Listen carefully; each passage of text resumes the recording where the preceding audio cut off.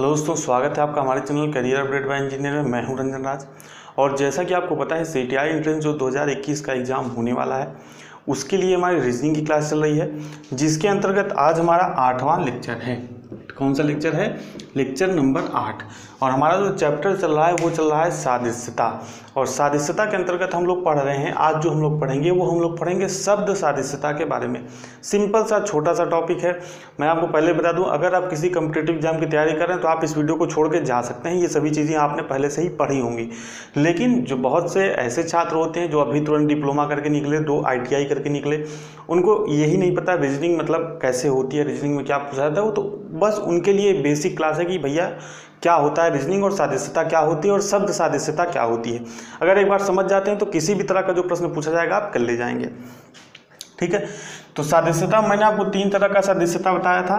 पहला था अक्षर सादृश्यता, दूसरा था अंक सादृश्यता या संख्या सादृश्यता, और तीसरा जो आज हम लोग पढ़ेंगे वो है शब्द सादृश्यता। ठीक है, यानी कि वर्ड एनोलॉजी। सादृश्यता को इंग्लिश में क्या बोलते हैं? एनोलॉजी।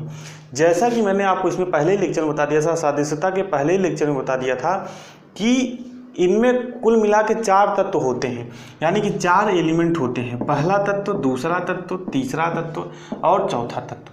तो हमको करना क्या रहता है, तो इसमें पहले और दूसरे तत्व के बीच में, पहले और दूसरे एलिमेंट के बीच में एक संबंध दिया रहता है। उस संबंध को हमको फाइंड करना रहता है और वही संबंध को क्या करना रहता है, तीसरे और चौथे एलिमेंट में हमको लगाना रहता है। सिंपल यही काम करना है।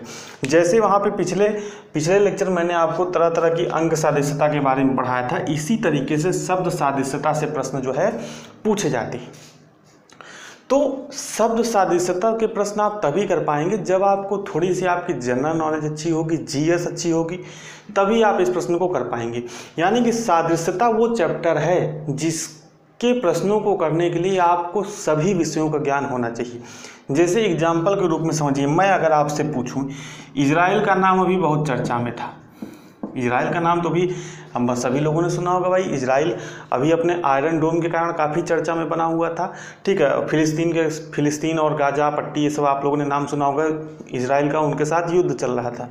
तो इजराइल की राजधानी है जेरूसलम। ठीक है, अब इजराइल की राजधानी जेरूसलम, तो मैं आपसे पूछूं कि थोड़ा सा कठिन एग्जाम्पल हम लोग लेते हैं। अगर इजराइल की राजधानी है जेरूसलम, तो मैं आपसे लेता हूं कि आप बताइए स्पेन की राजधानी क्या है। ठीक है, स्पेन और यहाँ पे प्रश्नवाचक चिन्ह। और मैं आपको चार जो है दे देता हूँ। दिल्ली दे देता हूँ, इस्लामाबाद दे देता हूँ, ठीक है, ब्यूनस आयर्स दे देता हूँ, ठीक है, और मैड्रिड दे देता हूँ, मैड्रिड। ठीक है, तो अब आपको पहले और दूसरे के बीच संबंध समझना है। यानी कि पहले और दूसरे तत्व के बीच क्या संबंध है? पहले और दूसरे तत्व के बीच राजधानी और देश का संबंध है। यानी कि इजराइल एक देश है और जेरूसलम क्या है? उसकी राजधानी है। तो इसी तरीके से स्पेन एक देश है। तो दिए गए 4 विकल्पों में से स्पेन की जो राजधानी है उसको आपको सिलेक्ट करके आपको सही उत्तर देना है। तो स्पेन की राजधानी क्या है? स्पेन की राजधानी मैड्रिड है। अगर इसी तरीके से मैं कर दूं USA, और यहाँ पे मैं कर दूं डॉलर। ठीक है, और इसके बाद इधर मैं क्या कर दूं, इधर समानुपात का सिंबल लगा के मैं कर दूं बांग्लादेश, और यहाँ पे प्रश्नवाचक चिन्ह। तो आप अब क्या करेंगे? 4 ऑप्शन आपको मैं दे रहा हूँ: रुपया, यूरो, युआन और टका। ठीक है, अब आपको क्या करना है भैया? पहले और दूसरे के बीच संबंध को तलाशना है। USA डॉलर, यानी कि USA की जो आधिकारिक मुद्रा है वो क्या है? डॉलर है। तो इसी तरीके से बांग्लादेश की जो मुद्रा है वो क्या है? तो आपको पता होना चाहिए। मैंने अभी आपको बताया कि आपको GK और जनरल अवेयरनेस की थोड़ी सी अच्छी समझ होनी चाहिए, आपको सभी चीज़ें पता होनी चाहिए। तो जिस तरह अमेरिका की मुद्रा क्या है? डॉलर है, उसी तरीके से बांग्लादेश की मुद्रा क्या है? बांग्लादेश की मुद्रा है टका। तो ये होता है हमारा वर्ड एनोलॉजी। वर्ड एनोलॉजी में कुछ इस तरह के प्रश्न पूछे जाते हैं। तो आइए और कुछ एग्जाम्पल्स हम लोग देखते हैं। देखिए अगला एग्जाम्पल हम लोग देखते हैं कि जैसे आपको दे दिया कि प्रश्न देखिए कैसे पूछा जाता है कि प्रेम का संबंध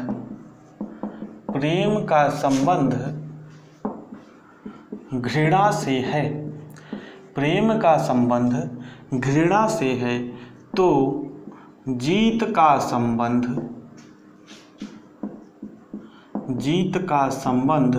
होगा। ठीक है, तो 4 ऑप्शन आपको दे देगा, दुख, हार, निराशा, ठीक है, खुशी। इस तरीके से प्रश्न आपसे सीटीआई में पूछा जाता है और जिस तरीके का प्रश्न आपसे सीटीआई में पूछा जाता है उसी तरीके के प्रश्नों को मैं आपसे यहाँ पे बता रहा हूँ। और इसी तरीके के मैंने ढेर सारे प्रश्न आपको मॉडल पेपर में भी दिए हुए हैं।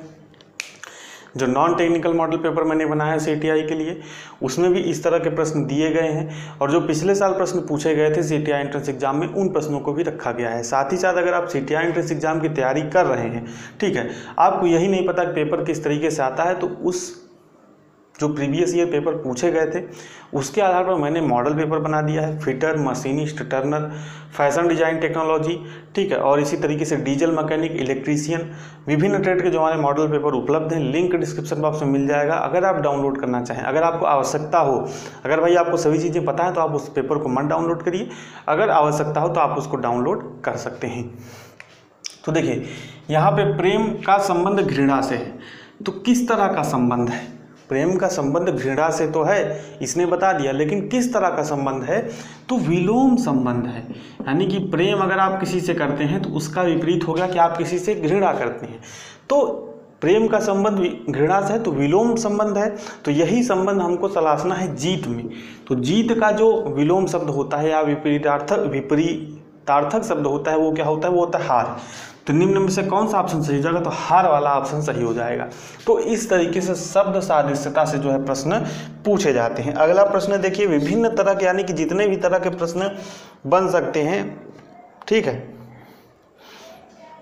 जैसे कि अगला प्रश्न है, इस तरीके से प्रश्न लिख के भी पूछ सकता है या जो मैंने अनुपात समानुपात वाला सिंबल बताया उस तरीके से भी प्रश्न पूछ सकता है। तो दोनों क्या है? एक ही चीज़ें हैं। जैसे अगर आपसे कहे इटली का संबंध रोम से है, इटली का संबंध रोम से है तो क्यूबा का संबंध होगा, क्यूबा का संबंध होगा। ठीक है, अब मैं आपको 4 ऑप्शन दे रहा हूँ। हवाना, ठीक है। अगला ऑप्शन दे रहा हूँ दिल्ली,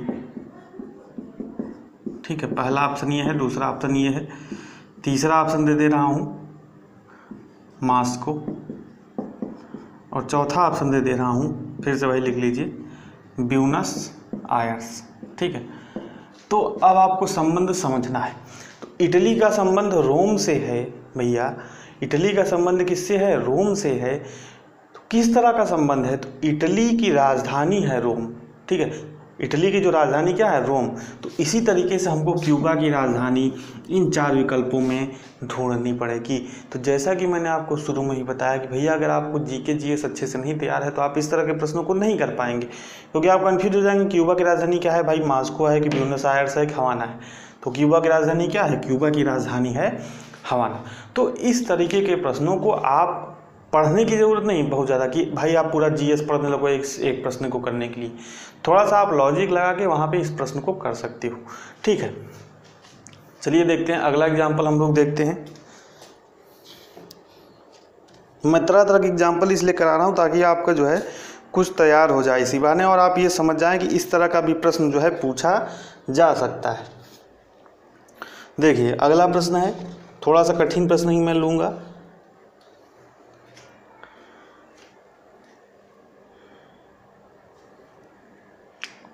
जैसे देखिए अगला प्रश्न आपसे पूछ सकता है कि बुलंद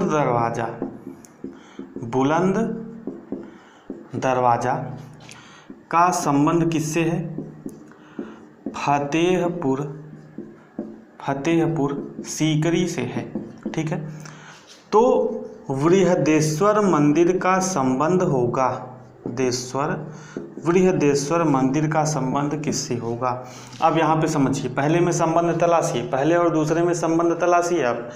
तो बुलंद दरवाज़ा कहाँ है, बुलंद दरवाज़ा है फतेहपुर सीकरी में। तो इसका मतलब अगर आपने ये चीज़ पकड़ लिया तो आपको ये बताना है कि बृहदेश्वर मंदिर कहाँ है भैया। फिर वही जी के जीएस की बात आ गई। तो बृहदेश्वर मंदिर कहाँ है, तंजौर में, तंजौर यानी कि तमिलनाडु में हमारा बृहदेश्वर मंदिर है। तो इस तरीके से शब्द सादृश्यता से कहीं से भी आपसे प्रश्न पूछा जा सकता है। जैसे कहीं से भी मतलब कहीं से, जैसे अगर मैं आपसे कहूँ एक प्रश्न अपने से बना दूँ, जैसे मैं अगर आपसे कहूँ कि कुचिपुड़ी, ठीक है, कुचिपुड़ी क्या है, एक नृत्य है और ये आंध्र प्रदेश का नृत्य है, आंध्र प्रदेश, ठीक है। कुचिपुड़ी कहाँ का नृत्य है, कुचिपुड़ी आंध्र प्रदेश का नृत्य है। तो इसी तरीके से मैं आपसे पूछूं भरतनाट्यम, भरतनाट्यम, तो अब यहाँ पे मैं आपको 4 ऑप्शन दे रहा हूँ, तमिलनाडु, केरल, कर्नाटक, ठीक है, तेलंगाना। तो अब आप बताइए कि भैया कुछ संबंध तो आपको मिल गया कि कुचिपुड़ी किसका है, आंध्र प्रदेश का लोक नृत्य है।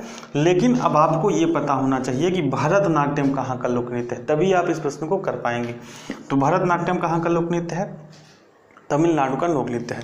तो पिछली बार मैं भूल गया था, उसके लिए सॉरी। पिछली बार मैंने कहा था कि मैं आपको प्रश्नों का एक PDF दे दूंगा, तो मेरे माइंड से स्लिप कर गया था, अभी मुझे याद आ रहा है कि मैंने बोला था। तो इस बार जितना भी सादृश्यता से प्रश्न बनता है, काफ़ी ज़्यादा जो प्रश्नों का संग्रह है वो मैं आपको टेलीग्राम ग्रुप में दे दूंगा, तो वहाँ से जाके आप अभ्यास कर सकते हैं और देख सकते हैं कि किस तरह के प्रश्न सादृश्यता से पूछे जाते हैं। तो उम्मीद करता हूँ वीडियो आपको पसंद आई होगी, पसंद आई तो लाइक कर दीजिए और शेयर कर दीजिए दोस्तों के साथ। साथ ही चैनल को सब्सक्राइब नहीं किया तो चैनल को सब्सक्राइब जरूर कर लीजिए, ताकि ऐसे ही वीडियोज़ आपको मिलती रहे। मिलते हैं नेक्स्ट वीडियो में नए टॉपिक के साथ, तब तक बने रहिए हमारे साथ। बहुत बहुत धन्यवाद।